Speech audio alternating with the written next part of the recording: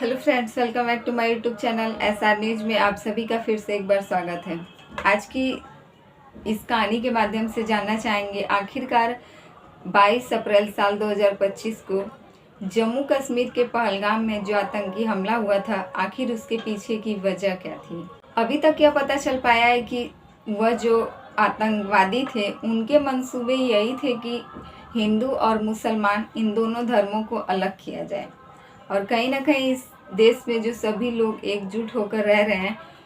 इन लोगों के बीच भेदभावना डालने के लिए, इनको अलग करने के लिए उन लोगों ने उस दिन वहाँ पर हिंदू और मुस्लिम इन लोगों का धर्म पूछकर इन लोगों को गोलियों से छल्ली किया था। और आखिरकार इन सब के पीछे इनकी यही मंसूबे थे कि जिस प्रकार से जम्मू कश्मीर में हिंदू मुसलमान सभी लोग एकजुट होकर रहते हैं, भाई भाई की तरह रहते हैं, उनके आपसी उनके प्रेम को उन्हीं के बीच में दरारें डालने के लिए ये आतंकी जो थे उस दिन वहाँ पर हमला करते हैं। लेकिन इनके मंसूबे कामयाब नहीं होते हैं, क्योंकि इस हमला के बाद से जगह जगह पर जो है कई मुस्लिम धर्म के लोग भी इस आतंकी हमले के खिलाफ जो है विरोध प्रदर्शन कर रहे हैं। इससे उन आतंकवादियों के मुंह पर एक करारा तमाचा भी पड़ रहा है, जिसने हमारे देश के दो धर्मों को, हिंदू मुस्लिम को अलग करने के लिए इस षड्यंत्र को रचा था। पाकिस्तान ने समझौते की शर्त को तोड़ा। सिंधु जल रद्द करने पर भारत ने पाक को दिया एक करारा जवाब। जम्मू कश्मीर के पहलगाम में 22 अप्रैल को जो हुए आतंकी हमले में पूरे देश को इस प्रकार से झकझोर कर रख दिया कि इसके पीछे यहाँ के प्रधानमंत्री नरेंद्र मोदी को एक बहुत ही कड़ा कदम उठाना पड़ा और भारत की तरफ से पाकिस्तान को एक करारा तमाचा उसके मुंह पर मारा गया है। 22 अप्रैल साल 2025 को जम्मू कश्मीर के पहलगाम में जो एक वैसारण घाटी जगह पड़ती है, जिसे मिनी स्विट्जरलैंड के नाम से जाना जाता है, यहाँ पर जो आतंकी हमले हुए थे इसमें करीब 26 लोगों की जानें चली गई थी। और इसी का बदला लेने के लिए हमारे देश के प्रधानमंत्री नरेंद्र मोदी ने पाकिस्तान के मुंह पर एक जोरदार तमाचा मारते हुए 1960 की हुई जल संधि को जो है पूरी तरीके से रद्द करने का फैसला लिया है। अब इस फैसले से पाकिस्तान जो है पूरी तरीके से उसके अंदर एक बौखलाहट सी मच गई है। जल संधि स्थगित करने के बाद से अटारी चौकी अमृतसर में, जो कि अटारी चौकी है, उसे भी बंद करने का फैसला लिया गया है। और इस फैसले को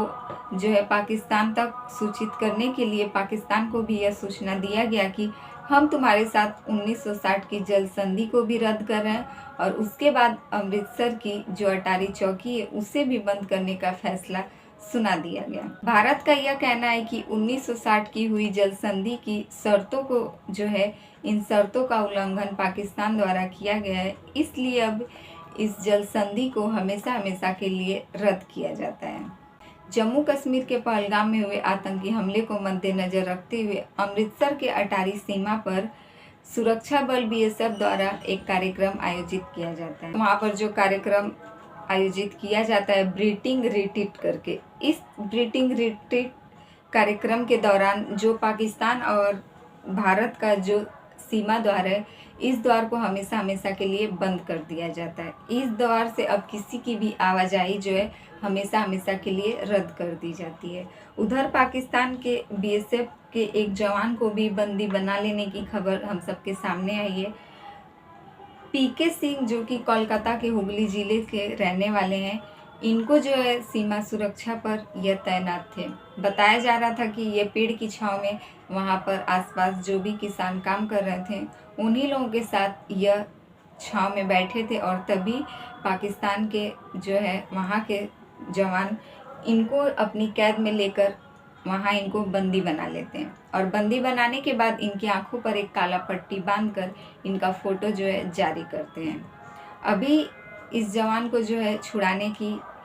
पूरी तरीके से बातचीत जो है दोनों देश के बीच चल रही है और दोनों देश के बीच एक मीटिंग बुलाकर एक बैठक की जा रही है कि किस प्रकार से हमारे देश के जो जवान को उन लोगों ने बंदी बना लिया है, आखिर उन्हें किस प्रकार से अपने देश वापस लाया जा सके